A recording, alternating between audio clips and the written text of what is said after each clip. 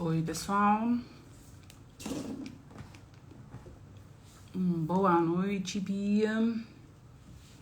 Desculpa aí o pequeno atraso. Vamos lá para nossa aula Pocket sobre autismo em mulheres.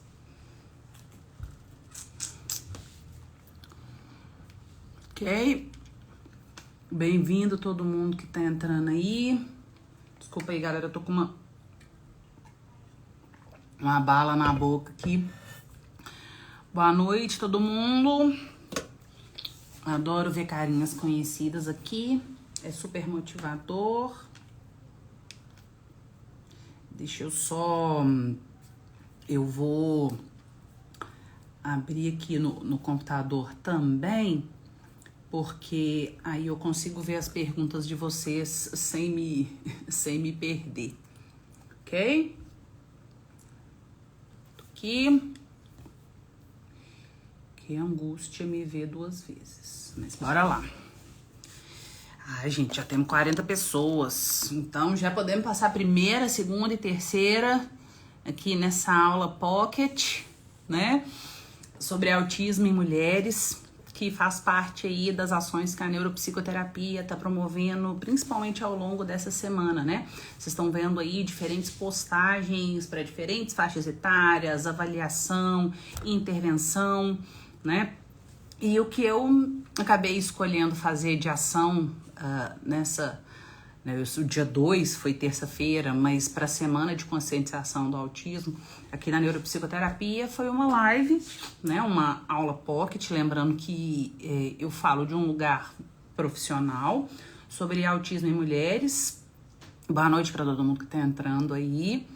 E pensei no final, né, fazer abertura aí para algumas mulheres autistas que eu deixei em aberto para elas o que elas queriam falar, se era sobre autismo. Pedi também para uma pessoa que manifestou interesse, uma mulher, para contar um pouco da história dela, né? Eu até brinquei assim, uma autobiografia, né? Que não precisava ser especificamente sobre autismo, porque eu acho importante, quando a gente fala de autismo em mulheres, a gente quebrar essa história aí de alguns estereótipos que se tem, né, bem estabelecidos, né? Então vamos só criar um algoritmo. Eu vou falar um pouquinho, né? Vou fazer uma aula aqui de uns 30 minutos, 40 minutos. Depois eu vou chamar a priori a Fernanda e a Alana, né, que me confirmaram que iam participar, né? Também vou fazer perguntas para elas, já agradeço. Para dar também nessa semana de conscientização, a gente tem que dar esse espaço aí. Bom, a gente tem visto que essa discussão do autismo, especificamente em mulheres, aumentou muito, principalmente depois das mudanças de critérios diagnósticos dos DSM-5, né, gente? Onde a gente... os critérios diagnósticos ficaram mais bem estabelecidos e delineados. Houve uma separação maior entre autismo e deficiência intelectual, né?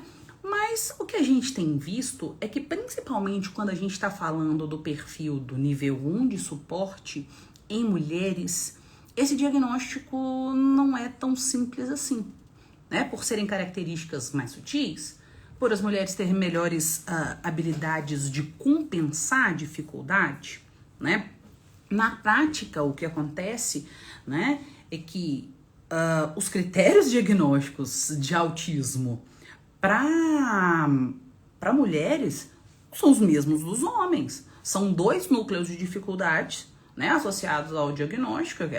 O núcleo A é sobre comunicação e interação social, e o núcleo B é sobre padrões de comportamentos e pensamentos rígidos e repetitivos, né, que é indiferente para homens e mulheres. No entanto, o que a gente observa é que as descrições, as exemplificações do perfil feminino, eles não são bem descritos, ou melhor, contemplados nos manuais diagnósticos, né? Às vezes as pessoas ficam incomodadas de eu ficar me remetendo muito ao DSM, ao manual diagnóstico, né? Eu tô aqui, inclusive, começando a live, começando a aula, criticando, falando que as mulheres não são contempladas. Mas, por outro lado, a gente tem que, do ponto de vista científico, ter um parâmetro de consenso técnico-científico internacional para conversar, né? Porque, afinal de contas, autismo não é o que eu quero, né? Hoje, numa devolutiva de uma avaliação, né, inclusive de uma mulher autista, né, ela virou para mim e falou assim: Neilise, então você acha mesmo que eu sou autista? Aí eu virei, não acho que você é autista, não. E eu respondo isso normalmente para pais, aí a pessoa assusta, né? Aí eu falei assim: eu não tô aqui para achar nada, né? O meu trabalho é técnico-científico. Eu estou te dizendo que, pensando nas suas características, você cumpre os critérios diagnósticos cientificamente, né, clínico-cientificamente estabelecido. Mas aí que o problema começa quando os descritores, né, ou a caracterização, ela não contempla muito o perfil de mulheres. Uma coisa interessante, né, um dado bem interessante da gente discutir, acho que todo mundo que trabalha com autismo aí sabe que ele é mais prevalente no sexo masculino, né? O último estudo de prevalência que saiu, né, ano passado, a CDC, mantém ali a mesma proporção de uma mulher a cada 4 homens, mas um dado interessante é que essa proporção de 1 para 4 são em amostras clínicas, em amostras de centros de saúde. Quando essa pesquisa aí, né, essa investigação de prevalência vai para amostras populacionais, né, essa prevalência, essa diferença de prevalência diminui. Fica uma mulher a cada 3 homens. E isso ajuda a gente a começar a pensar como os perfis de autismo em mulheres, talvez eles não estejam sendo identificados, né? Alguns dados que a gente tem de literatura, que as mulheres são 10 vezes menos encaminhadas do que os meninos com suspeita de autismo, né? As mulheres têm maior chance de ter o diagnóstico atrasado, né? Já dando um spoiler, saiu um estudo recente, esse eu não tô me lembrando os autores não, mas não sei se é do início desse ano ou do ano passado, mas posso até deixar aqui, que mostra que o masking atrasa o diagnóstico em mulheres, né? Os casos mais graves, né, de autismo em meninas, outro ponto relevante, quando a gente está falando de autismo em comorbidade com deficiência intelectual. A diferença entre sexo aqui é de uma menina para cada 2 meninos. Então a diferença ainda diminui mais ainda. Por quê? Os casos onde as características ficam mais evidentes são mais encaminhados. Mas quando a gente está falando dos níveis de menor suporte e de melhor funcionalidade, né? Essas mulheres, muito provavelmente, né, até o que a literatura aponta, ou está com o diagnóstico errado, principalmente de ansiedade, depressão, algumas com diagnósticos de transtornos de personalidade, né? Vocês me pediram para falar muito desse diagnóstico diferencial em mulheres autistas e quadros, por exemplo, de borderline, né? Se der tempo a gente entra. Mas que sim, é muito confundido, e se a gente for analisar clinicamente, o masking, ele é uma das coisas que ajuda a confundir. Por quê? As mulheres desenvolvem habilidades, né, sociais ali, mas que ainda geram muito desgaste na vida adulta, cansaço crônico, né, e que acaba mascarando os sintomas, né? Eu sempre gosto de diferenciar, quando eu estou fazendo supervisão, que cognição social é diferente de habilidades sociais, que é diferente de competências sociais, né? Aquelas mulheres com melhor funcionamento cognitivo, elas entendem ali o padrão de funcionamento social e aplicam as regras. Existe um sofrimento, né? Um outro ponto aqui que é importante, eu tô trazendo para vocês características que, para quem trabalha aí com diagnóstico, todo mundo fica me perguntando como é que identificar, como é que vocês buscam isso, por exemplo, na história clínica, né? Principalmente quando a gente está falando de nível 1 de suporte, não faz muito sentido em algumas coisas, pensando no funcionamento cognitivo da pessoa, na funcionalidade, a gente perguntar sobre habilidades sociais, se aquela mulher, ou se aquela mulher autista consegue interagir, né? Na maioria das vezes, a pergunta mais relevante para a gente pensar do ponto de vista clínico é qual o custo para a interação.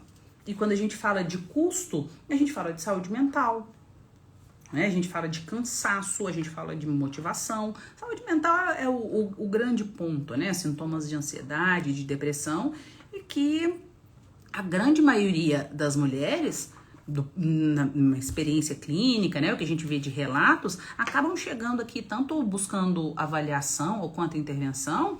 A ansiedade e depressão tá sempre ali acompanhando, né? E os estudos mostram isso também, né? Os estudos mostram, inclusive, que a principal consequência do masking, né? Para quem chegou e depois eu acho que tem definições que é importante a gente voltar. O que é esse mascaramento social, né? A pessoa desenvolve estratégias para ter um comportamento social típico, né? Aí você fala assim, nossa, Elise, mas como é que elas conseguem fazer isso? Então elas desenvolvem habilidades sociais? Não, eu sempre gosto de voltar lá no início, né? Por que a gente tem uma psicologia científica? Porque existem padrões, inclusive padrões de comportamento humano, né?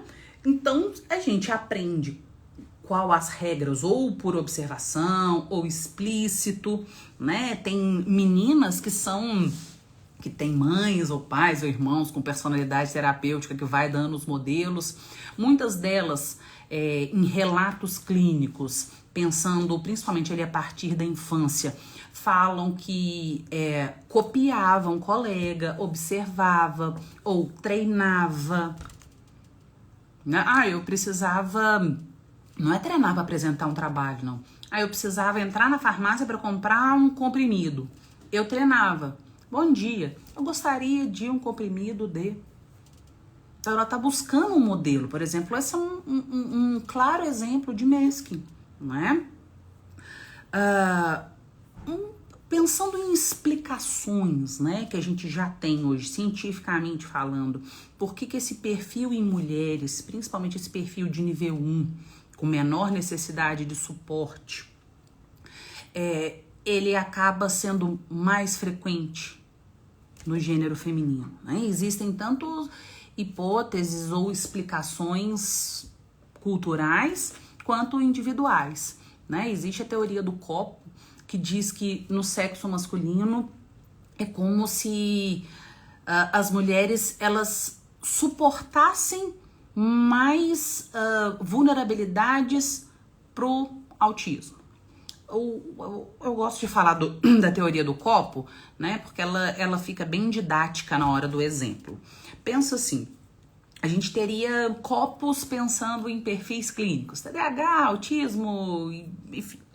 E a gente tem fatores de vulnerabilidade para apresentar aquela característica para aquele transtorno. Como assim, Annelise, fatores de vulnerabilidade? São fatores genéticos, que podem ser fatores genéticos comuns ou raros. A gente também tem fatores ambientais, tá bom?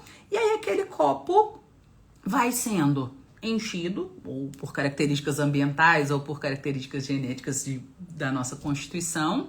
Só que quando o copo transborda, significa que eu apresento, né, ou que o indivíduo tem características em quantidade grande o suficiente para as características do transtorno aparecer, né?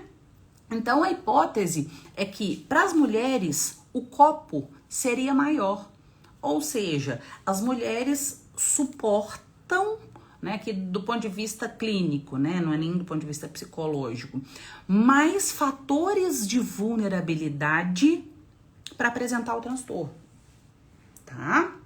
Isso faz tem algumas evidências, existem sim, em outras condições também, essa possibilidade de dismorfismo sexual na nossa espécie, não só relacionado ao autismo.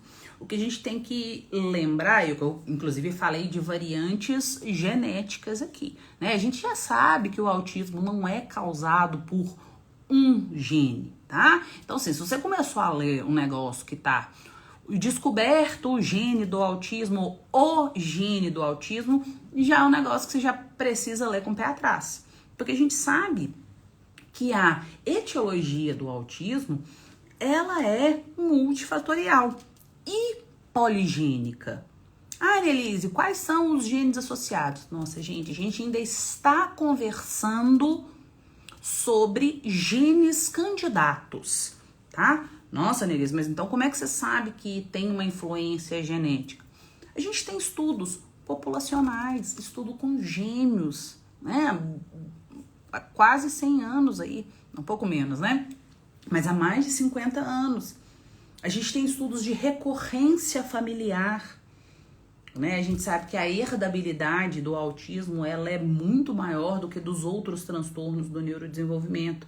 Elise, você está falando que então uma pessoa autista, seja ela homem ou mulher, ela vai ter pais autistas? Não necessariamente.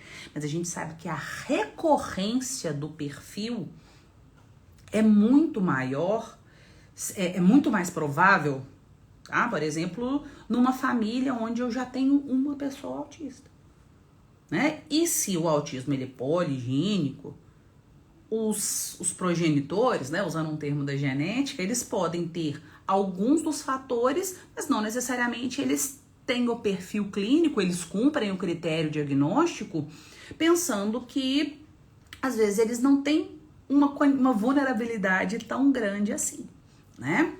Bom, do ponto de vista social e cultural, tem várias outras, tem 2 outros pontos que é interessante para a gente pensar nesse perfil mais sutil para a mulher, né? Um deles é que o ajuste, principalmente social, de mulheres está atrelado muito a um estereótipo beneficiado pelo perfil estereotipado do autismo, né? Que não é tão desvantajoso assim ser quietinha, não é tão desvantajoso assim só seguir a regra e funcionar bem, né? Como eu brinco sempre, bom, esse meme já até deve estar perdendo a validade, que o povo não deve nem lembrar, mas a bela recatada e do lar, né? É um perfil socialmente aceito. Pode ser que na sua bolha não seja, mas na hora que a gente pensa mais amplo, né? São características desejáveis em mulheres, né? Uma outra coisa que também tem a ver com uma questão cultural. Pensem para vocês verem. As brincadeiras de meninas, por si só, elas já são uma estimulação extra de habilidades sociais. As meninas brincam muito mais de atribuição de papel, de coisas que são mais aplicáveis socialmente, né? Os meninos também brincam de coisas de atribuição de papel, mas é super-herói. As atribuições de papel das meninas é o quê? É casinha, é a mãe, né? Mesmo minha filha, que a gente não se preocupa muito com isso, mas ela adora brincar de atribuição de papel, mas ela vai ser professora, ela vai dar palestra, não, copia a gente. De alguma forma, ela observa o padrão social e ela fala um tanto de gente, um tanto de né. Porque eu e a Andressa falamos muito né quando a gente tá dando aula, muita palestra. Então, ela copia um comportamento social. E, ou seja, existe uma estimulação. Na hora que ela cuida da criança como ela foi observada a ser cuidada, né? Então, fechando aqui, a gente encontra na literatura, né, e com toda uma observação clínica também que é possível a gente fazer, argumentos tanto de explicações individuais, né, como por exemplo a teoria do copo, sobre as mulheres aguentarem mais vulnerabilidades para o autismo, quanto explicações culturais, né, dizendo isso. Tem um termo que está sendo muito utilizado na literatura. Em português eu não vejo ele muito não, tá? Eu inclusive acho que eu até preciso falar muito, que é o fenótipo feminino de autismo, tá? E por que isso é importante? Uma vez que a gente não tem nos manuais diagnósticos uma representação, uma descrição, uma exemplificação do que é esse perfil em meninas, né? Tem se trazido essa necessidade de construir o que é esse fenótipo, o que é essa manifestação dos sintomas e não vou nem se chamar só de sintomas, mas das características autistas nas mulheres, tá? Então, para quem tá fazendo algum tipo de pesquisa ou quer entender, né, esse é um termo que tem sido muito utilizado, fenótipo feminino de autismo, né, que é como as características aparecem. E o que a gente tem, assim, de mais consenso sobre esse fenótipo feminino, né? E aí aqui eu já faço um disclaimer pra galera que me pediu muito, como é que a gente identifica, né? Bom, as mulheres têm melhores habilidades para esconder os sintomas autistas, né? E aí eu volto de novo aonde? No masking, né? Então as habilidades de camuflagem, elas são mais desenvolvidas, vou usar a palavra desenvolvidas, né? For good, for bad, assim, nas meninas, quando eu falo for good, for bad, mas porque em alguns momentos a camuflagem até ajuda, né? Mas em todos é cruel, né? A segunda característica que é atribuída e que justifica, acaba que as características do fenótipo de autismo em mulheres, eles também ajudam a gente a entender por que é um perfil mais sutil, né? As mulheres têm melhores habilidades de comunicação, o ajuste, né, e melhor desenvolvido a capacidade pragmática, da compreensão ali não verbal da linguagem. A gente sabe, eu estava falando há pouco tempo de dimorfismo sexual, a gente sabe que na nossa espécie, em média, ciência, as mulheres têm melhores habilidades de linguagem do que os homens. Por que isso acontece? Porque o período de mielinização, né, de regiões cerebrais associadas à linguagem, eles são maiores no sexo feminino, tá? Lá no período gestacional embrionário, tá, Neris? Mas o que isso tem a ver? Bom, se eu tenho um período maior de mielinização, vamos dizer assim, eu tenho mais chance de que, vamos dizer assim, seja mais bem feita esse processo de mielinização na hora do impulso nervoso. Ou mesmo existe uma maior probabilidade de ajustar melhor alguma alteração ali no desenvolvimento em relação àquela região, né? Outra coisa, as mulheres fazem, não só as mulheres autistas, as mulheres como um todo, elas fazem mais uso de gestos para se expressar, né? Então isso melhora a comunicação. Às vezes são coisas tão simples em que as pessoas não se dão conta de por que a comunicação não é bem feita, mas o uso de gesto, ele aumenta muito todo a nossa capacidade de comunicação, né? E aí, já que eu tô falando de comunicação, tem uma divisão muito importante de ser feita para quem quer entender e fazer essa diferenciação. Não é porque alguém fala bem que a pessoa se comunica bem, tá? Então a comunicação tem a ver, primeira fala. A fala, né, tem a ver com articulação das palavras, muitas vezes até a fluência, né? Muitas vezes até a prosódia. O que é a prosódia? O cantado da fala, né? Ok. Na verdade, a prosódia esbarra mais na comunicação. Mas, por exemplo, tem muitas mulheres autistas que, inclusive, nem têm alteração de prosódia, né? Mas quando eu penso em comunicação, tá? Comunicação, a gente é responsável pelo que a gente fala e pelo que o outro entende. É bem desesperador pensar nisso, né? Assim, mas como é que eu vou pensar no que o outro entende? Ponderando que a gente está falando aqui, não está pensando em distorções cognitivas ou em transtornos psiquiátricos, vou dar um exemplo.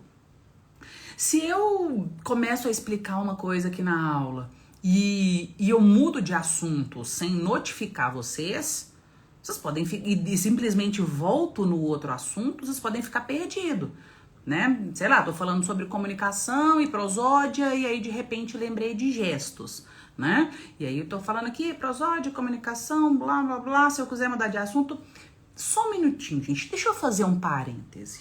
Ou então, por exemplo, eu gostaria de adicionar, bom, eu sinalizei do ponto de vista da comunicação que eu vou mudar um pouquinho de assunto, mas nem tanto, né? Porque já que eu vou completar aqui. Mas aí depois que eu acabar, eu também preciso sinalizar isso, né? Então, fechei aqui, gente. Vamos voltar lá para aquela questão da comunicação que eu tava falando. Ou seja, eu convidei todo mundo a retomar o tópico que eu tava falando. Ou seja, eu estou sendo responsável, minimamente, para como vocês vão compreender a minha fala. É claro que aqui tá numa aula e é pior, eu deveria sempre estar interessada nisso, né? Alguém que tá dando aula sempre tem que estar interessado com a mensagem que passa. Mas se você tá numa conversa com uma outra pessoa, você quer expressar a sua opinião, sua visão, ou ensinar alguma coisa, você também precisa garantir, né? Outro ponto interessante sobre essa questão do ser responsável pelo que o outro entende.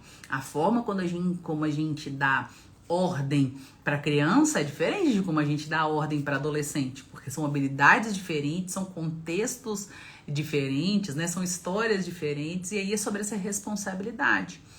E muitas das vezes as mulheres autistas chegam, né, ou com diagnóstico, ou para avaliação, ou existe uma suspeita, e vejo muita gente descartando possibilidade. Nossa, fala muito bem, usa gestos.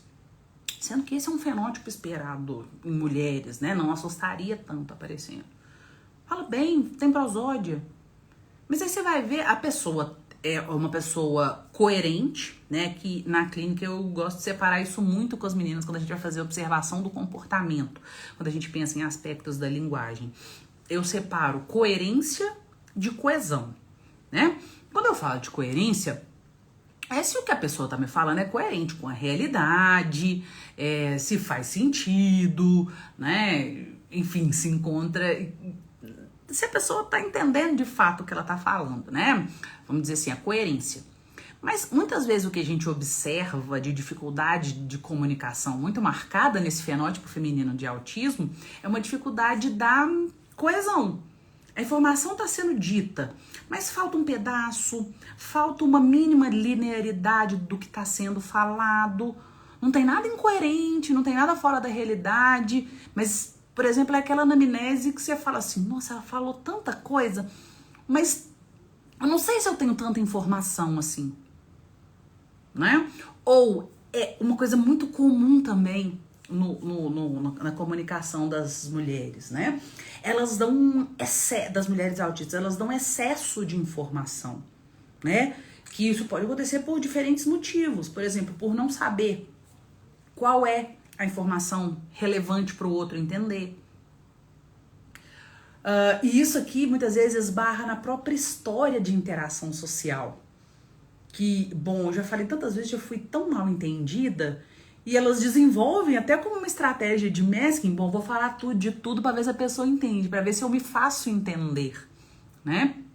E nem sempre ela consegue perceber que não é porque faltou informação, porque ela não foi compreendida, porque não selecionou informação relevante, se não foi direto ao ponto, né? Ou ir direto ao ponto demais. Então, quando a gente for pensar, né, na parte social e de comunicação, não pensa em falar, não, gente. Pensa na qualidade dessa comunicação, não é? E aí aqui, fazendo até um pequeno parênteses, que eu me prometi que eu não ia falar sobre border, porque senão o assunto desvia muito, né? Mas eu tô aqui fazendo parênteses, olha, comunicação. Quando mulheres autistas, que às vezes têm comportamentos mais extrovertidos, às vezes são mais irritadas, né? Muitas vezes as dificuldades sociais se parecem, mas não são, como a de uma paciente border. Porque as relações, elas ficam todas conflituosas. Porque ela fala, ela se defende, a mulher autista, se posiciona. Mas a relação ali fica truncada porque o outro não entende ela, porque ela não se comunica bem. E como é que isso chega pra gente na clínica? Da dificuldade relacional. Né? E como tem um pensamento pragmático, já vou entrar no núcleo B daqui a pouco, porque senão a gente vai se estender muito, né? Bom, já que esse relacionamento acabou, acabou. E aí eu viro chavinha do ponto de vista social. E aí por que isso pode até parecer um pouquinho com border? Porque ou eu invisto tudo, ou eu lá pra lá. Relações extremas. E aí aqui, esse extremo não vem necessariamente de um extremo de questões afetivas. Vem de um extremo às vezes, da dedicação intensa, né? Pra questão daquela interação, que ela tá disposta, que ela quer. Eu tenho aqui o problema na comunicação, essa relação é rompida e, do ponto de vista pragmático, eu faço a ruptura. Bom, já que nós já brigamos, já falou que não quer mais, acabou. Né? E aí o pragmatismo é confundido com um desinvestimento afetivo intenso, né? E fala assim, nossa, mas acabou de perder a melhor amiga, nem ligou. Não, a pessoa tá sofrendo, ela só não tá remoendo, porque do ponto de vista pragmático, a melhor amiga dela, por exemplo, falou assim, não, você me esquece, a gente não dá certo, nunca mais quero conversar com você. Ela tá sofrendo? Ela tá sofrendo. Mas o remoer, o pensar, ai, mas e se, isso aqui vem de um comportamento onde cognição e emoção se são completamente emaranhados. No TEA, a gente consegue observar que cognição funciona separado de emoção. Não significa que a pessoa autista não sinta, não tem emoção. Gente, não diga isso. Isso é a coisa mais cruel para se pensar ou se falar para uma pessoa autista. Eles têm emoção e têm em excesso. Só que como eles sentem é muito negativamente julgado pelos neurotípicos por duas coisas. Primeiro, que mesmo que essa emoção está em excesso, em alguns momentos eles conseguem sim ter o pragmatismo, né? Porque a cognição tá, então, ok, fico muito chateada, não é assim não, tá, gente? Mas enfim, fico muito chateada, mas ele falou que eu nunca mais vou procurar ela. E o outro ponto é que, como eles sentem, um jeito atípico, nem melhor e nem pior, tá? E aí essa é uma outra coisa que às vezes dificulta essa identificação do perfil feminino. Nossa, mas ela sente ali em excesso, a ansiedade tá lá em cima, né? Será? Sim, gente, elas sentem em excesso, né? E até colocando aqui rapidamente, a gente tem evidências preliminares que inclusive os processos empáticos em mulheres autistas dentro desse fenótipo é de hiper empatia, tá? Longe, elas sentem em excesso. Socialmente, isso acaba tendo impacto porque se sente em excesso, com o passar do tempo o desgaste é tão grande que inclusive faz com que o isolamento social ele aconteça mais, tá? Porque fica muito desgastante sentir tudo por todo mundo, né? E a reciprocidade não aparecer. Do ponto de vista desse fenótipo em mulheres, o que a gente observa também é que em mulheres as comorbidades psiquiátricas elas são mais frequentes, principalmente ansiedade, depressão, estresse pós-traumático. Não tenho tempo para discorrer sobre isso, mas assim, ó, quem tá aqui e trabalha com terapia tá? Principalmente a partir da adolescência de pessoas autistas, por favor, vai estudar estresse pós-traumático na pessoa autista. Eles são muito mais vulneráveis, tá bom? Depois a gente pode marcar uma live só sobre isso, que esse é um assunto que tô quase hiperfocando. As mulheres também, elas têm piores indicadores de qualidade de vida, tá? Então, confesso, inclusive, para vocês que quando a gente fala de diagnóstico, uma das coisas que às vezes dificultam é que essas mulheres chegam para avaliação, ou até mesmo para terapia. Muitas vezes elas procuram direto a terapia, não procuram a avaliação. Elas chegam com muitos sintomas psiquiátricos, né? E nem sempre isso fica, as características do TEA ficam tão claras, né? Do ponto de vista do núcleo B de dificuldade, pra gente pensar em mulheres, isso acaba não se diferenciando tanto assim em relação aos homens, né? Por exemplo, e aí a gente tem que pensar no nível 1 de suporte. A gente não pensa uma estereotipia, né? Os flappings clássicos, mexer pra frente e pra trás. Né? Estereotipias, quando a gente encontra, lembrando que no núcleo B eu não preciso encontrar os 4 critérios, só 2 de 4, as estereotipias em mulheres tendem a aparecer num estralar de mão, num mexer muito protocolar no cabelo, de um jeito, né? Num estralar as pernas ou os braços, ou não queria falar braço não, ou o tornozelo. Tá? Então, assim, as estereotipias, elas, num nível 1 de suporte, eles vão aparecer de jeitos sutis, tá? A rigidez cognitiva em mulheres, uma coisa interessante da gente discutir, eu peguei aqui, fiz um resumo, tô vendo que senão, se eu não começar a resumir, eu vou ficar aqui até depois da manhã, e eu aguento falar, né?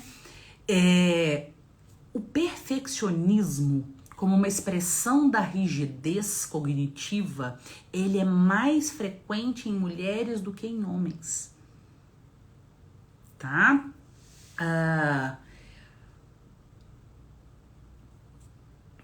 O processamento empático, fazendo um ajuste conforme o esperado, em mulher também é maior, é só porque eu lembrei disso.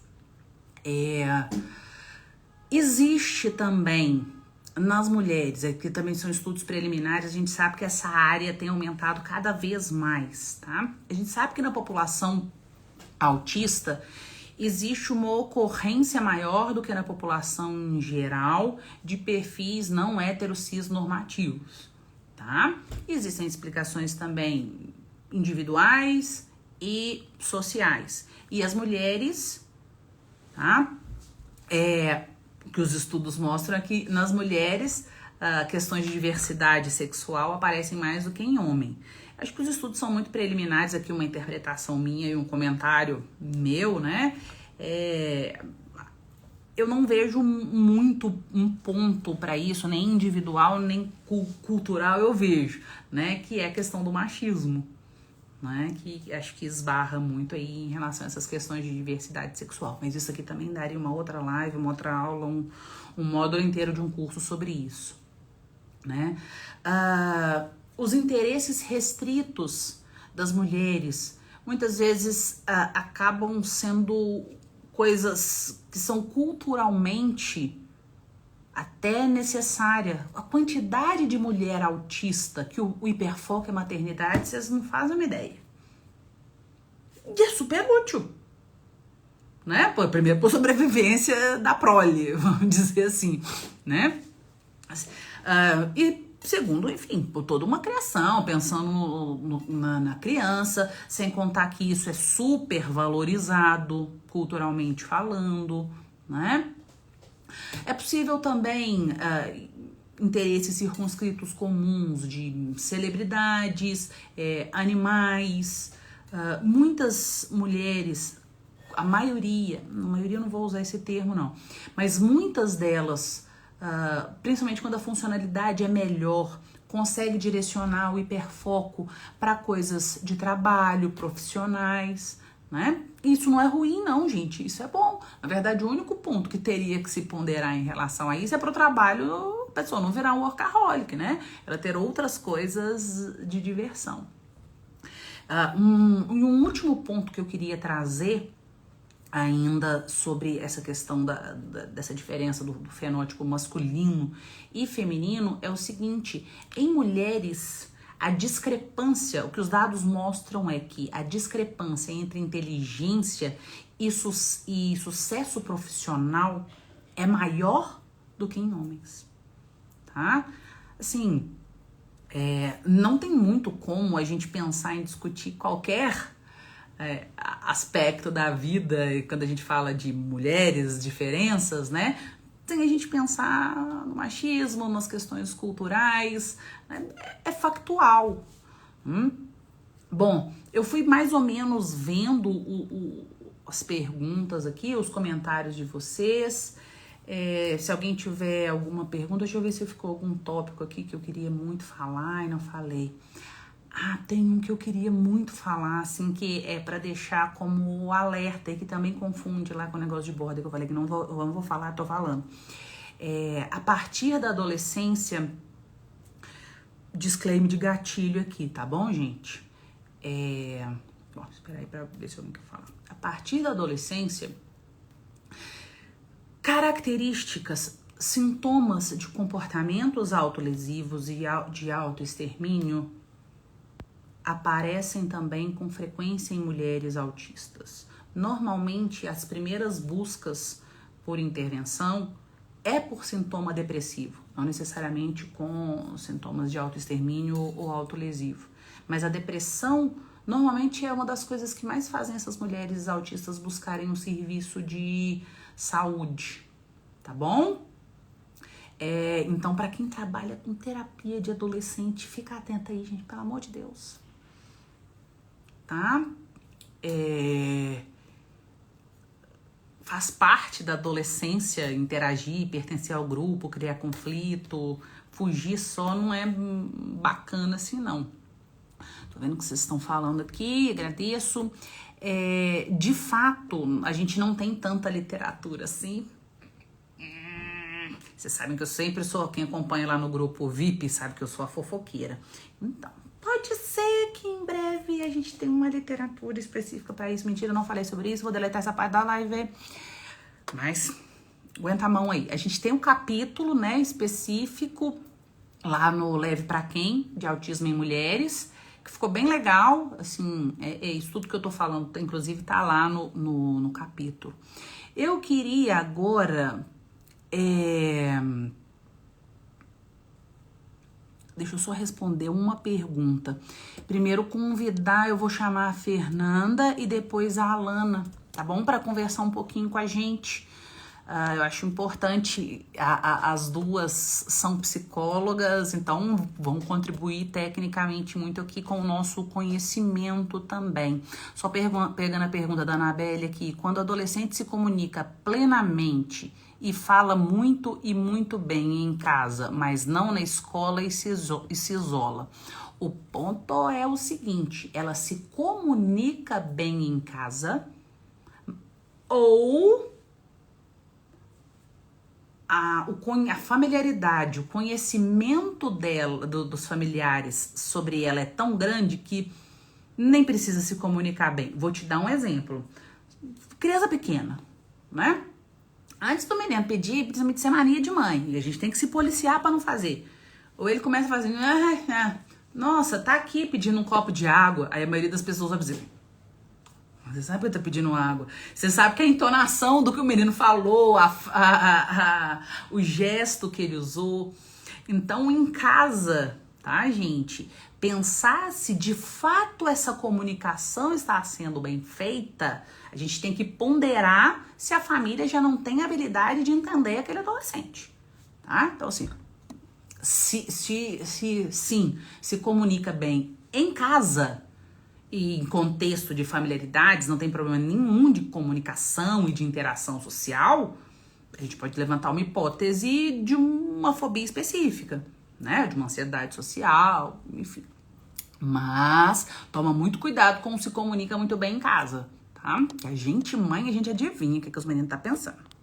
Né? Sei se bom, não sei se mal, mas é nóis. Alana, eu vou deixar pra responder sua pergunta quando a gente estiver conversando, tá bom? O grupo VIP é o grupo nosso. Fernanda, já vai entrando aí, porque eu tô querendo muito que você compartilha um pouco da sua biografia aí com o pessoal. Adelita, a gente fecha no laudo não fenótipo feminino. Fenótipo é só a expressão das características, né? Mas cumpre o critério de transtorno do espectro do autismo. A questão é como a gente vai investigar reciprocidade socioemocional, né? Então a pessoa se preocupa? Preocupa, mas, por exemplo, preocupar demais um componente de hiperempatia é disfuncional, né? Senão sua vida gira em torno das outras pessoas, mas o diagnóstico é transtorno do espectro do autismo. O fenótipo cognitivo, o fenótipo de autismo em mulheres é só pra gente entender essas especificidades do perfil que a gente não tem tanta descrição. Fernanda, mandou pedido. Achei. Fernanda, acho que quando ela estava entrando na psicologia, eu estava saindo do doutorado, depois eu me encontrei com ela num evento, depois eu me encontro com ela em pós-graduações. Oi, Oi, Fernanda, tudo bom? tudo bom? Vou deixar você se apresentar aí, porque aí você dá todas as suas credenciais e como é que você gostar. E muito obrigado por ter topado vir aqui conversar com a gente. É um prazer, eu adoro você sabe disso. É o seguinte, gente, eu vou estar do contrário, assim, eu fui diagnosticada com 33 anos, hoje eu tenho 40 e, como vou repetir o que todo mundo fala, né? Foi uma libertação para mim, porque eu entendi o meu funcionamento. Eu já vinha fazendo terapia há muitos anos, muitas coisas melhoravam, mas outras não, que batiam exatamente ali no núcleo duro do autismo mesmo, assim. E foi curioso que depois que eu fui diagnosticada, eu consegui avançar muito nessas questões que antes eu não avançava. E enquanto eu tava te ouvindo, né, que eu ia entrar você falando da criança, do adolescente, eu tenho muitos vídeos caseiros, meu pai gostava muito de me filmar quando eu era criança. E quando eu assisto, eu fico, meu Deus, mas o autismo tava lá gritando o tempo todo. A gente só não sabia que tinha esse nome, né? Então, assim, tem vídeos de aniversário meu, eu recebendo presente. Aí eu chamando a menina que me deu o presente, falando, ela me deu um sabonete. Meio ruinzinho, né? Mas o importante é trazer o presente. E eu falando assim, naturalmente. Aniversário, assim, de Verdade, né? 11, Inclusive. 10 anos já, assim. E aí na adolescência, assim, eu tenho memórias assim muito vívidas de eu querer pertencer, eu começar a observar o que as meninas faziam. Então era assim, todo mundo usava batom preto, eu vou usar um batom preto também, podia detestar, né? E aí vai fazendo aquela cópia mesmo para se sentir aceita. Só que teve um fato muito engraçado, assim, que eu ri depois, né? Porque na época eu não entendi. Mas assim, depois que eu descobri o autismo, eu fui recapitulando as coisas. Que foi assim, as meninas tinham uma lista de quem elas tinham beijado. E aí elas tinham uma listinha, lá todo mundo passa na lista. Aí eu olhei e falei, então entendi. Pra você ter um status aqui, né? Você tem que ter uma lista. Aí eu comecei com um caderninho. Fulano, você pode me dar um beijo? Eu, fulano, né, menino de 13 anos. Nossa, uhul, né? Vamos beijar. Beijava eu. Fulano, você também. Ciclano. E aí eu tive uma lista. E a minha lista era maior do que as minhas amigas. Arrasou. Exatamente. Arrasei. E assim, depois que eu fui descobrir, eu falei assim, gente, vai ver aquela lista nem era verdade, né? Vai saber se a lista era verdadeira. De uma podia ser que fosse, a outra não. Hora nenhuma eu pensei que eu poderia inventar a lista. Ou que eu não precisava participar da lista. Então, assim, foram momentos muito marcantes, assim. Até um trabalho também aconteceu muitos problemas de comunicação. Porque é o que você falou também. As pessoas olham, eu falo muito bem, aí eu esqueci todos os meus credenciais, né? Eu sou formada em Direito, Pois sou é. especialista, tenho mestrado em Direito também. E eu já vinha nessa trajetória, né? Sou servidora pública, sou procuradora municipal. E eu sempre falei muito bem. Então, se eu dava aula com custo, né, gigantesco. Na medida que eu fui entendendo, eu fui, inclusive, direcionando a minha docência. Porque se eu dava aula para 4 turmas de 70 presencial e morria, hoje eu dou online na pós-graduação para 10 pessoas. Então, assim, eu fui adequando de um jeito que para mim ficava menos custoso mesmo. Assim, mas eu dava aula, eu falava de fato muito bem. E era curioso que as pessoas, até hoje, assim, tem alunos que a gente ri, que ficaram meus amigos, e eles falando: professora, teve uma vez que você virou e falou pro comandante-geral da polícia na época, e quem mandava na sala era você. E ele era o comandante-geral da polícia. Eu não tinha essa noção.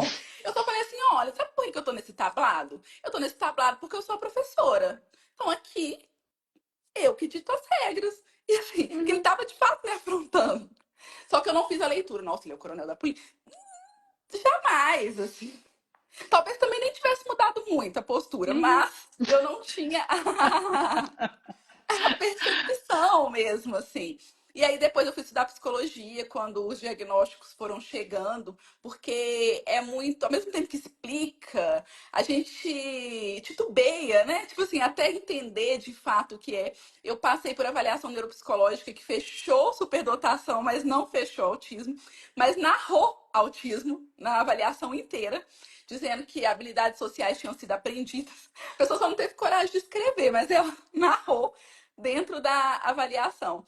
E eu acho muito Posso curioso. te interromper, Fernanda, Pode. só porque assim, eu acho importante eu fazer essa interrupção, porque os próprios profissionais são capacitistas, porque o nome Demais. é isso, do tipo, cara, você é uma mulher foda, você pode ser foda, é autista, Isso, exatamente. Não, e eles né? falaram isso pra mim no devolutivo, você E ter acredita? Falaram, sofrimento com isso, né? Claro que foram tão capacitistas que eles deram essa devolutiva pra mim. Eles falaram assim: olha, você é tão inteligente. Você sobressai pela inteligência. Pra que você quer um diagnóstico? Eu falei: meu, eu não quero, eu quero saber o que é, o que não é. Tipo, eu não quero um diagnóstico. Tanto é que depois eu fui passando por vários médicos. Por quê? Eu já estava nos grupos autistas, que aí na identidade, você vai achando pessoas parecidas e vai mergulhando nisso. o E aí, senso de pertencimento, né, Fernanda? nossa, explicou a minha vida. Pela primeira vez eu me senti pertencente. Agora eu até me sinto também nos grupos de superdotados, em outros grupos. Mas pela primeira vez eu me senti de fato pertencente. E aí, nessa questão da avaliação, não fechou, né? Mas falou que era superdotação e eu estava muito envolta. E eu sabia que era muito difícil conseguir um diagnóstico de mulher. E não é que conseguir, eu queria alguém que entendesse, para eu não ficar batendo em porta e a pessoa falando comigo: ah, você é louca, você é só ansiosa, bipolar. Tantos diagnósticos que eu já tive: TDAH, bipolar, Ou então, ansiosa. assim, você tá tentando me manipular, né? Você sabe que isso é até Nossa, aí é o fim. um pouco que as pessoas me perguntam muito. Ah, mas elas já chegam aqui falando que elas são autistas. Desculpa, deixa eu só fazer um parênteses, que eu acho que isso é Sim. importante. Ah, gente, quem trabalha com diagnóstico, a pessoa chegar falando que ela é A, B ou C, tá tudo bem. Se você trabalha com diagnóstico, a sua função é entender se a E é pessoa o que tá te você fala, manipulando. você tem que ter relato, você vai ouvir outras pessoas. Então não é assim tão Uhum, simples manipular. uhum, Mas aí eu saí da avaliação e fui até uma médica que me recomendaram. Na época foi até a Selma Sueli na época, Mundo Asperger, né?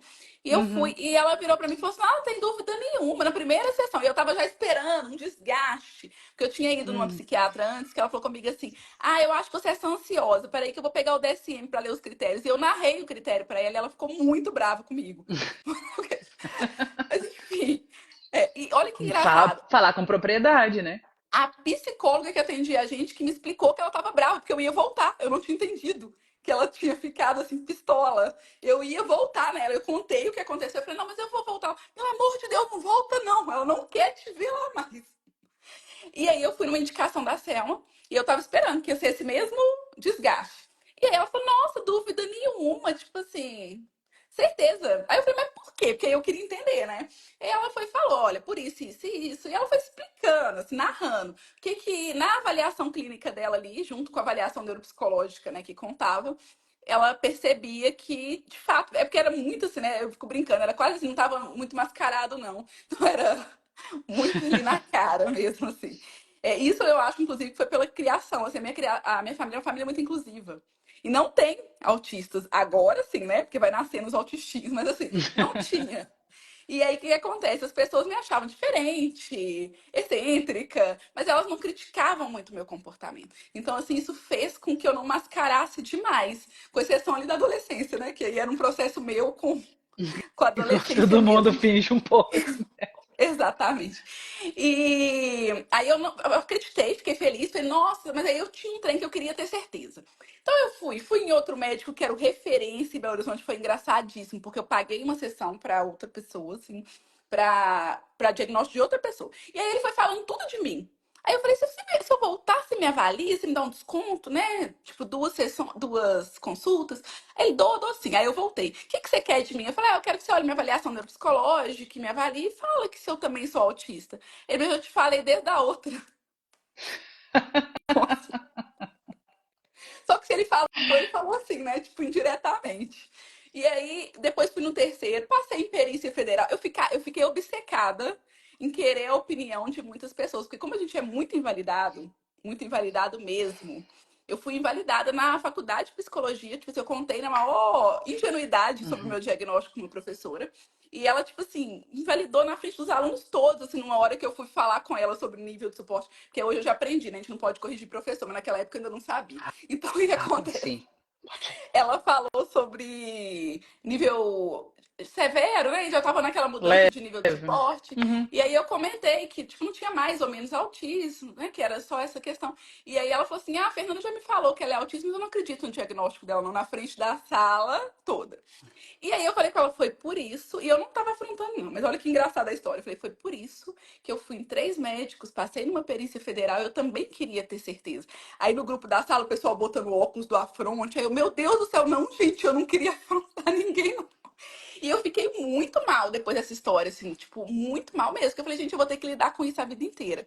Inclusive, hoje, eu tenho que fazer um processo muito grande comigo mesmo de querer psicoeducar as pessoas, porque a minha tendência é não querer falar muito. Uhum. Porque, tipo, eu vou falar, o outro vai falar assim, ah, mas eu também tenho isso. Aí eu vou ter que explicar um conjunto de sintomas, como Uhum. pervase, Uhum. tenho pervase. A gente sumiu aqui. Como é que fala? Sumiu. A Pervas... pervasivo. Não, é, É pervasivo. Isso é pervasivo, porque em pervasivo. inglês, né? Aham, É, pervasivo. é pervasivo, tem prejuízo, mas a pessoa ela não entende, porque o prejuízo geralmente ele acontece na intimidade. Então eu tô lá no trabalho, eu tô tipo fazendo, tentando ficar, e depois eu vou chegar em casa e não vou conseguir levar meus filhos onde eles precisam ir. Então, assim, Uhum, uhum. Não não é vou, sobre eu vou. conseguir, é o É, custo, e né, isso não, Fernanda? e depois eu não vou conseguir mesmo fazer outras coisas que eu também precisaria fazer. Então, assim, essa questão, principalmente de adaptação, eu vejo que as pessoas de fato não compreendem e eu tô numa fase que para mim tá muito difícil tentar explicar, porque eu falo assim, ai Ai, não, será aí, que a pessoa de fato não, não quer peraí, saber ou ela é opa. difícil mesmo de explicar, né? Porque é aquele negócio assim, tipo, se ela tá aqui, ela produz super bem, né? Então, não tô vendo dificuldade nenhuma Ih, nela, Fernanda, assim. tô com... Deu. Apareceu um negócio aí que nem É, sei o que que é, mas vamos mas é deixar isso. com Eu a quero frase que contar fica boa. uma última coisa, porque eu falo muito. E gosto de Vamos lá falar. na última coisa, que aí a, É, a, a Alana é, vai conversar com a eu gente. acho muito curioso, porque eu sou cognitiva comportamental também, até pelo pragmatismo é muito mais fácil para mim, né? E eu gosto muito de psicologia baseada em evidência, porque também é muito dentro do perfil ali, né? De querer, tipo, entender, ver a ciência, ver os dados, enfim. Mas há 10 anos antes do meu diagnóstico, eu fiz um. Eu estava na faculdade de Direito e eu fiz um. Eu fiquei lá, eu ficava sempre me voluntariando. Tipo assim, ah, tem avaliação psicológica, eu quero aquelas clínicas dentro da faculdade. E aí eles fizeram uma avaliação. E eu tenho essa avaliação até hoje. Essa avaliação deve ter, tipo, quase 20 anos. E nessa avaliação tinha muito teste projetivo. Olha que curiosidade. E os testes, a avaliação inteira também falava que eu era autista. Não falava autismo, mas falava pensamento obsessivo, ansiedade. Tipo, você vinha narrando Vendo a Hannah das características.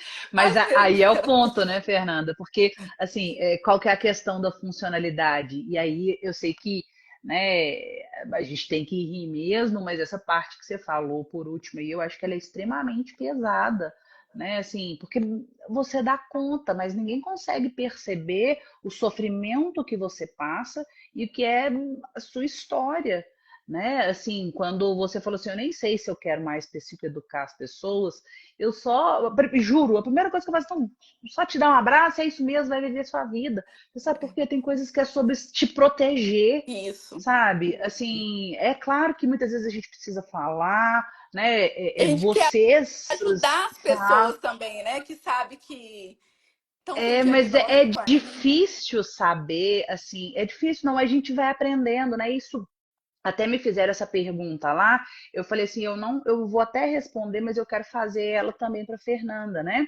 Primeiro eu respondo, depois eu deixo você responder, que me perguntaram assim, até que ponto as pessoas em volta precisam ficar sabendo, né? Eu acho que depende muito do caso, né? Tem uma mãe fazendo alguns relatos aqui, até perguntou o que é esse libertador, também quero que depois você responda. O diagnóstico, gente, principalmente quando a gente está falando de um menor nível de suporte, ele é sobre autoconhecimento. Então, assim, ninguém quer um diagnóstico para ter benefício social. Quem Pelo amor de dera. Deus, Quem né? dera, né? Assim, você pode até ter o benefício social, mas assim, isso vai vir com tanta coisa negativa que a priori não é que isso é impossível de acontecer, gente, mas pro tanto que às vezes isso é jogado para ser discutido, E não faz o até menor isso sentido. é custoso. Eu vou contar aqui que hoje eu sei que tá todo mundo aqui aprendendo, não é o Isso. perfil do que eu tô acostumada a lidar no dia a dia. Mas eu tinha muita dificuldade de dirigir. A minha mãe também é autista, ela parou de dirigir mesmo. O carro dela tá na garagem há anos, ela não dirige. E eu percebi que muito era porque eu ficava muito ansiosa. Eu batia meu carro o tempo todo, era uma confusão. Eu sinto sono dirigindo, então eu evito de dirigir longa distância. E aí eu vai tendo aquela percepção, né? Tipo assim, nossa, gente, eu realmente não. Isso aqui. Às vezes eu paro e apago, acordo uma hora depois, no meio do Padeustaque, assim, porque, tipo, senti que era muito sono mesmo. Então, assim, Uhum. dirigir pra mim é difícil. E aí, o que que acontece? Eu fazia, né? Eu prefiro fazer trajetos curtos, às vezes não dá, tem que fazer longo. Mas eu tinha muita ansiedade. Eu batia muito o carro mesmo. Tipo assim, tô indo na farmácia, bato o carro porque fiquei nervosa. Tipo, barulho, ambulância, pessoa buzinando, muito estímulo. E aí eu falei assim, gente, quem sabe eu não consigo o cartão para estacionar na vaga, né? Eu falei, vou tentar. Aí fui. Na primeira vez eu fui super sincera. Eu falei assim, olha, na segunda também, só que na segunda eu falei menos. Na primeira eu falei demais. Eu esqueci que eu tava numa perícia e falei com a pessoa como se ela fosse minha melhor amiga. Eu esqueci a função do que eu tinha ido fazer e comecei a responder sem parar. E aí ela falou comigo assim, mas como que é? Eu fui explicando. Eu falei, olha, eu não preciso sempre, mas quando eu tô com muito estímulo, eu não consigo. Se eu começo a procurar a vaga e não acho, eu vou embora, eu perco o que eu ia fazer, porque eu não tenho, eu perco meu carro até em estacionamento. Fico lá sem saber onde que eu enfio meu carro. Uma confusão. Aí ela foi e falou assim: ah, tá, entendi, entendeu que eu não precisava, porque eu fui sincera e expliquei porque eu de fato não uso sempre, eu uso quando eu preciso. Porque eu penso assim: se tem alguém que usa uma cadeira de roda, ela pode ser que para ela seja mais difícil. Então tá, eu só vou usar se eu tiver no meu limite. Mas se eu estiver tranquila, eu vou estacionar. E aí a pessoa entende, não precisa. Olha só, gente, tipo assim, eu tô contando a verdade. Tipo assim, eu não tô querendo um benefício o tempo todo, eu tô querendo usar quando eu preciso. Aí eu fiquei, saí de lá, fiquei chateada, falei, vou recorrer. Aí no recurso, eu já estava muito desregulada emocionalmente por causa de questões do trabalho. Estava muito desregulada mesmo. Tava parecendo assim. Não vou nem falar o que eu estava parecendo porque a pessoa falou. E aí Uhum. a perícia era uma psicanalista, perita. E aí ela foi falou assim, foi fazendo, falou, ó, você passa assim. Você passa no corte. Mas deixa eu te falar uma coisa, eu tenho muito anos de experiência. Eu acho que você é bipolar. E aí eu fiquei pensando nisso. Pelo menos ela me deu o cartão. Mas assim, eu tava numa desregulação emocional maior.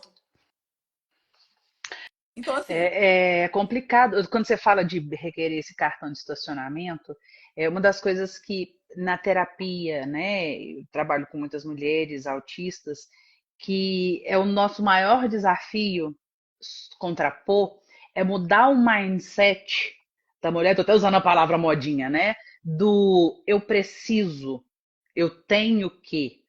Então, por exemplo, sem o cartão, você dá conta, mas você não tem que dar conta. aí vou bater meu Entendeu? carro, vou embora, vou chorar. Pra quê, gente? Tipo assim, Exatamente. Assim, esse diagnóstico tardio, ele vem muito com esse componente de passar uma vida tendo que dar conta, porque, isso mesmo. de novo, a pessoa dá conta, mas é um custo muito alto. né? Fernanda, a gente poderia ficar aqui a noite toda, mas eu te agradeço muito por compartilhar sua vivência, né? Por trazer também as informações técnicas. Toda vez que você quiser aparecer, psicoeducar, estamos aqui para isso. Mas se quiser Obrigada. só se proteger também, acho que você deveria, em alguns momentos, né?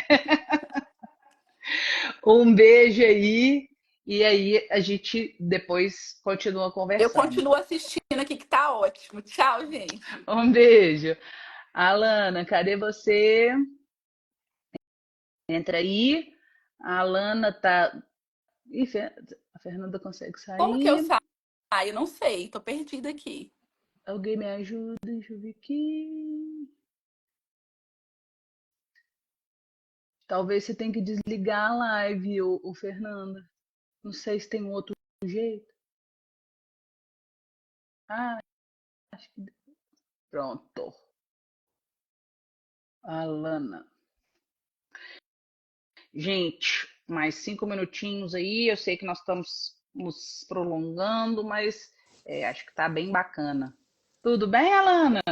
Oi, tudo, prazer. Eu sou a Pra... Lana, eu tenho 20 anos. Eu fiz 20 ontem, inclusive, e eu Parabéns. fui diagnosticada obrigada, com 19. E é uma coisa muito louca, porque foi bem o que ela disse. Todo mundo fala, ah, não, eu, por exemplo, estou estudando letras em alemão na USP. Então, todo médico que eu chegava e falava, tipo, da possibilidade de ser autista, eles me invalidavam completamente. Porque é como se, nossa, você passou numa faculdade. Então, você não é autista? Isso é brincadeira. E isso é muito triste. Mas eu falei que eu ia falar de um outro tópico aqui, eu só queria dar um disclaimer. E o Obrigada tópico. por ter vindo aqui conversar, né? Para só contextualizar a galera. Eu conversei com as meninas, gente, antes, e cada uma me trouxe talvez o que era interessante falar. A Alana levantou algumas possibilidades aí do que ela queria falar, e ela vai trazer um tópico que é muito pouco falado. Vamos lá, Alana. Eu queria falar sobre a solidão das mulheres autistas, porque parece que por mais que a gente faça tudo, a gente não consegue ser aceita, porque parece que todo mundo vem com um manualzinho que você não recebe e as pessoas sabem exatamente o que elas têm que fazer. E mesmo que você observe e tente mimetizar, por exemplo, naquela época do K-pop. Eu não gostava de K-pop, mas eu queria tanto fazer amigas que eu decorei nome de menino, nome de música, para tentar me enturmar. Só que de algum jeito parecia que sempre tinha uma barreira. Ainda mais quando você às vezes consegue fazer amizade em si, demanda muita manutenção. Então, às vezes eles queriam ficar conversando por WhatsApp, essas coisas, e eu tenho muita dificuldade com isso. Eu fico muito, muito cansada mesmo. E por vezes eu acabo não respondendo, esquecendo de responder, e isso para as pessoas é uma coisa muito negativa. E eu acabo afastando as pessoas, ou elas acham que eu não me importo, sendo que às vezes eu realmente não consigo responder. Ou Ou você às não vezes elas dão um responde porque você se importa demais, no sentido de qual é a melhor sim, resposta, né? sim, a gente, tipo, pensa tanto para responder, porque às vezes é um assunto delicado, algo assim, e aí a pessoa acha que a gente tá com má vontade. Por exemplo, eu acho que a pior pergunta para qualquer autista é: qual a sua cor favorita? Eu vou pensar pelo menos uns 5 minutos antes de responder, porque não dá para escolher uma só. Você tem que fazer, tipo, todo um raciocínio para escolher a melhor. E eu acho muito difícil esse tipo de pergunta que parece simples quando você está começando a fazer amizade, porque para mim é uma coisa muito difícil.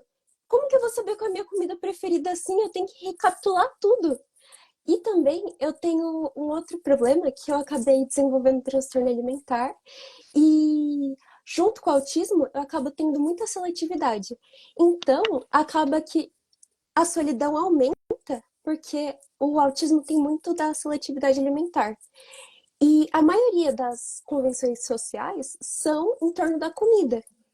Então a pessoa te convida e você.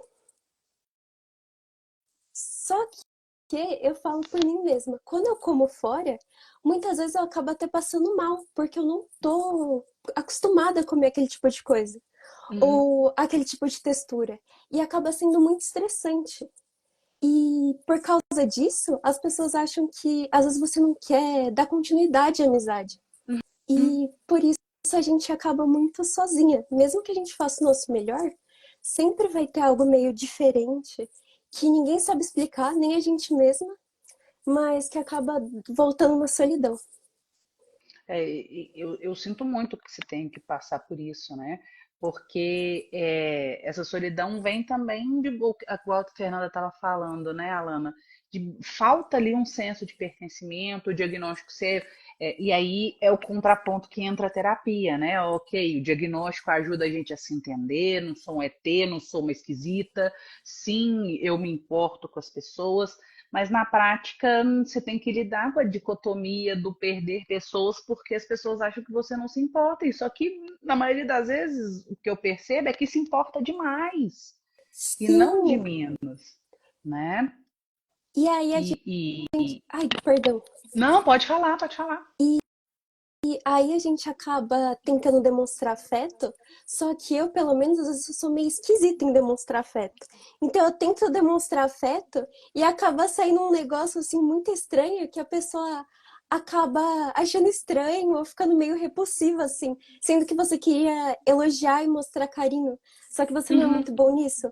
Ou você quer compartilhar alguma coisa da sua vida e você esquece a reação certa. Então, a neuropsicóloga que fez minha avaliação, ela até me chamou a atenção, porque eu tava falando da minha bisa. Só que eu esqueci totalmente de, tipo, a minha bisa estava internada e posteriormente ela morreu. Só que eu tenho muita dificuldade em regular. E como eu tava respondendo de uma coisa feliz, eu respondi ainda com um sorriso no rosto, mas, tipo, não era o que eu tava sentindo. Mas eu não consegui trocar minha emoção. Isso também causa muito estranhamento nas pessoas. Isso é muito ruim. uhum, uhum. É ruim porque as pessoas, a diferença, né, ela nem sempre é bem aceita, né? E acaba que essa solidão é de fato uma coisa muito ruim, acaba se associando, né, a sintomas internalizantes. E uma coisa que eu sempre falo é o seguinte: é, vale mais a pena ter amizades seletivas do que tentar se encaixar demais, né? Porque aquelas pessoas que vão te entender, elas vão ser suas amigas se você responde mensagem, se você não responde a mensagem, né? Mas antes de você terminar de falar, eu queria aproveitar sua fala, sua vivência, para trazer duas informações técnicas, que é sobre autismo e transtornos alimentares e sobre a questão da dificuldade de tomar decisão que as pessoas até comentaram aqui, né? A gente hoje tem estudado, a gente na ciência, né, a literatura, tem trazido muitas informações sobre a intolerância à incerteza, sendo uma característica típica ali do autismo. Então, por exemplo, se eu te perguntar a cor favorita, parece uma coisa simples, é simples para neurotípico. Bom, como eu preciso da certeza, né? Por um pragmatismo, um jeito de funcionar, a priori não tem nada errado disso. Como você falou, você precisaria revisar todas as suas cores, colocar numa escala. Tá, eu gosto muito de lilás e roxo, mas peraí, calma, eu preciso da certeza. Eu gosto mais de lilás ou de roxo? Quantas coisas roxas eu tenho? Quantas coisas. Então, assim, então, a busca da certeza acaba. Nós estamos rindo aqui, né? E é claro, mas assim, eu sei o quanto isso é sofrido no dia a dia. Porque e muitas vezes essa certeza, às vezes, é até confundida com uma arrogância, né? Uma forma de impor, né? Para quem trabalha de novo com terapia, principalmente com diagnóstico, pesquisem esse tema aí, intolerância, intolerância à incerteza, que do ponto de vista de sintoma, é essa dificuldade de tomar decisão. E como você trouxe a questão, né, sobre alimentação, também tem saído, e aí eu quis trazer isso, Alana, você me desculpa interromper, porque também é uma coisa típica em mulheres, os transtornos. As mulheres autistas são mais vulneráveis a transtornos alimentares. E existem já algumas possibilidades. Uma delas é essa daí que você trouxe, que está relacionada às questões sensoriais, né? Então, o como o alimento é sentido e a evitação, a relação ali com o alimento não fica boa, porque muita gente até taxa erroneamente de frescura, mas eu entendo que algumas comidas é de fato uma sensação de nojo, enjoo, né, quase que aquela vontade de vomitar, quase, algumas pessoas até vomitam, né? Desculpa o termo. Um outro ponto que também aumenta a vulnerabilidade das mulheres autistas, tem a ver com a própria formação da autoimagem, a dificuldade de pertencimento, não se reconhecer no grupo, né? Faz com que essa construção da autoimagem possa ter ali um percalço, e a gente sabe que a autoimagem está associada a transtornos alimentares, né? E uma outra questão é que a rigidez, né, também aumenta a vulnerabilidade. Prometo fazer um post sobre isso para o pessoal. Mas mais do que ter dado a oportunidade de eu falar sobre isso, Alana, eu te agradeço mais de você ter trazido essa, né, essa vivência sua, né, que as pessoas às vezes nem sempre se atentam, né, desse perfil em mulheres. Eu acho que, inclusive, é muito bom você falar porque é muito perigoso para essa questão da rigidez. Por exemplo, no meu caso, eu levei muito a sério. Então, eu acabei tendo que ser internada com desnutrição e tudo. E, às vezes, a gente não fala tanto disso porque a gente está acostumado mais nesses casos neurotípicos. Mas, às vezes, os neurodivergentes levam isso muito a fundo. E é um a fundo que pode ser fatal, como quase foi para mim. Então, eu acho muito legal você ter comentado. E sobre o perfeccionismo também, porque com o transtorno alimentar é muito sobre ter um controle imaginário que a gente mesmo imagina que tem, não que tem, na verdade vira um vício, mas quer fazer tudo perfeito. E a gente se empenha tanto que às vezes a gente acaba se destruindo. E Uhum. não só isso, eu só queria também dar uma pauta que é sobre as interações com mulheres autistas e tudo, é que às vezes a gente acaba não percebendo segundo as intenções ruins. E quando a gente percebe, já é tarde demais. E isso também tem que tomar muito cuidado. Então, a minha psicóloga até disse: se você se sentir minimamente desconfortável, dá razão para o seu desconforto. Uhum. E é Se isso que eu proteja. tô Isso fazendo, mesmo. sim. Porque as pessoas às vezes entendem a gente errado, porque a gente fala muito simpático, a gente fala da mesma forma com todo mundo. E não percebe, às vezes, avançadas, essas coisas. E é isso. É isso que você falou, também é muito importante, né? Porque às vezes também se acaba sendo legal ali, vamos dizer, no sentido de tentar se ajustar socialmente para ter o pertencimento, e acaba ficando vulnerável, né, às situações. Alana, quer falar mais alguma coisa? Não, não. Eu só queria que você respondesse, por favor, se não for Ah, pedir muito. sua pergunta. Deixa eu ver se eu acho ela aqui. Você pode repetir ela para mim? Sua pergunta é boa. Então, é porque eu fui diagnosticada, além de tudo, também com um transtorno de personalidade borderline. Acho que é por causa do trauma médico que eu passei, enfim, de violência médica. E aí eu queria perguntar a sua opinião, se você acha possível ter esses dois juntos. Então, bom, eu não posso dar a minha opinião, né? Enfim, um dia que eu estiver em São Paulo, a gente sai para tomar um café ou comer uma coisa que você quer, sem se preocupar em muitas convenções sociais. Mas assim, ó, do ponto de vista técnico, né? Os últimos estudos sobre perfis, o transtorno de personalidade borderline em autismo, vêm trazendo que essa possibilidade de comorbidade existe, tá? Eu te confesso que, sei lá, há uns 7 anos atrás eu era bem mais resistente, tá? Hoje eu já atendi pacientes com essas comorbidades. E lembrando que, para ser um quadro comórbido, eu preciso de característica dos dois perfis, né? Mas eu posso puxar um outro ponto, né? Um último, porque essa live está ficando muito densa, gente. Mas vamos lá, um último ponto de informação para vocês buscarem, para vocês correrem atrás aí, fazer muito conteúdo e me marcar. É o seguinte, Alana, pessoas autistas, elas também são mais vulneráveis a transtorno de estresse pós-traumático. Porque o que é um trauma? Né? É uma situação vivida, enfim, um contexto, uma pessoa, onde eu tenho uma emoção de valência negativa muito intensa.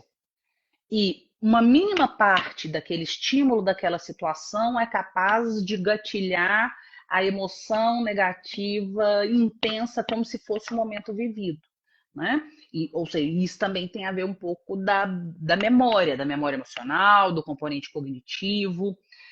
Algumas situações que são potencialmente traumáticas para as pessoas, né? O que é trauma para um não necessariamente é para outro.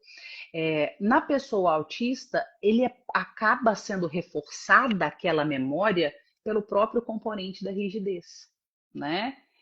E assim, o que eu observo, né, principalmente na minha prática clínica, é que, de maneira geral, as questões sociais no perfil de mulheres, né, elas são relevantes. A gente tem essa questão do pertencimento, a questão da solidão que você trouxe, que eu achei muito importante esse relato, mas na hora que a gente vai ver do ponto de vista clínico, a rigidez é o que traz mais sofrimento a longo prazo. Porque socialmente você vai literalmente achando sua turma, encontrando seu lugar no mundo, entendendo que, com perdão do palavrão, Ana, não é foda-se, eu não tenho que agradar todo mundo, eu tenho que ter alguns comportamentos sociais mínimos necessários para trabalhar e tal, mas quem é meu amigo, nessa que não vai funcionar.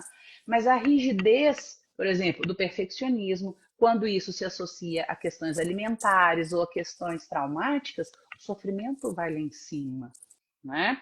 Então, você que é aí da psicologia, esse é um tema bacana aí para você estudar também, o estresse pós-traumático em pessoas autistas, para depois você trabalhar com isso, que vai ser muito legal. Tem muita gente precisando, tá bom?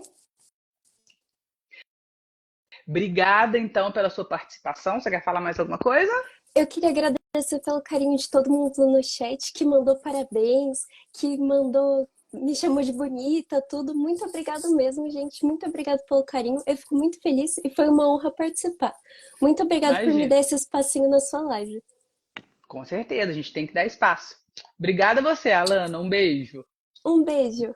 A gente se encontra. Bom, pessoal, eu acho que eu nunca fiz uma live tão grande na vida, hein? Vai dar 15 milhões de vídeos. Vai ser muito legal. Tem mais alguma dúvida? Eu levantei um tanto de bola para vocês, né? Para vocês correr atrás de estudo, né? De referência. Se não achou referência, a quinta da caixinha tá aí. Vocês me perguntam. Tudo que eu falei com vocês, né? Da literatura, eu consigo depois trazer os artigos e as informações. Ok? Espero que vocês tenham gostado. Eu vi que ficou acontecendo uma discussão paralela mais bacana, né? Sobre uma mãe em relação à filha, se a questão do diagnóstico é relevante ou não. Quando a gente pensa, só para finalizar, quando a gente pensa em diagnóstico, é sobre disfuncionalidade e sofrimento da pessoa. Então, o diagnóstico ele não é para rotular ou para resumir a pessoa. A Alana e a Fernanda acabaram de conversar com a gente. Elas são, em 5, 10 minutos, vocês viram que elas são tão mais coisas na vida do que autistas. Elas também são autistas, mas são trocentas coisas, né? Então, o diagnóstico, ele se insere num contexto onde explica parte das características das pessoas. E assim, tá, é um rótulo? Mas é um rótulo que orienta, entende? O perfeccionismo com uma origem da rigidez, eu consigo pensar em estratégias para lidar. Agora, a pessoa metódica, chata, que quer as coisas do jeito dela, é um rótulo também, mas é um juízo moral. Nós, estranha, esquisita demais na hora de interagir com as pessoas, não, ninguém aguenta ela. É um rótulo também, gente. Não, mas eu tenho dificuldades sociais de entender situações que eu sou vulnerável. Eu tenho como lidar, eu tenho estratégias para aprender a me proteger. Tá bom? Mas o processo diagnóstico, ele precisa fazer sentido para a pessoa. Nada funciona goela abaixo, principalmente quando a gente está falando desse nível de suporte, né? Onde a funcionalidade é boa, nós estamos falando de pessoas principalmente com bons funcionamentos cognitivos, né? E não pense, se tiver pessoas autistas aí que preferem ficar caladinhas, eu sei que tem muitas, tá tudo bem, gente. O diagnóstico é sobre você se conhecer, sobre você aprender a ser mais feliz sendo você mesma. Ninguém tem que militar na internet. Aí tem gente que gosta, tem gente que gosta de falar, e ainda bem que a gente tem essas pessoas, mas ainda bem que tem as pessoas que não gostam. É sobre a diferença, tá bom? Deixo aí essa mensagem final aí para todo mundo. E a gente se encontra pelo mundo ou aqui pela internet. Obrigada aí pela audiência constante. Depois aí de mais de 1h30 de live. Tá bom? Obrigada, pessoal. Beijo. Boa noite.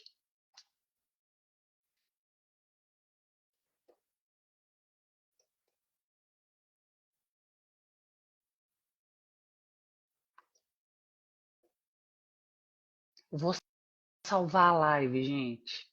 Mas a live vai ficar salva no YouTube, ok? Vou deixar ela aqui só de hoje para amanhã. Depois ela volta para o YouTube. Beijo.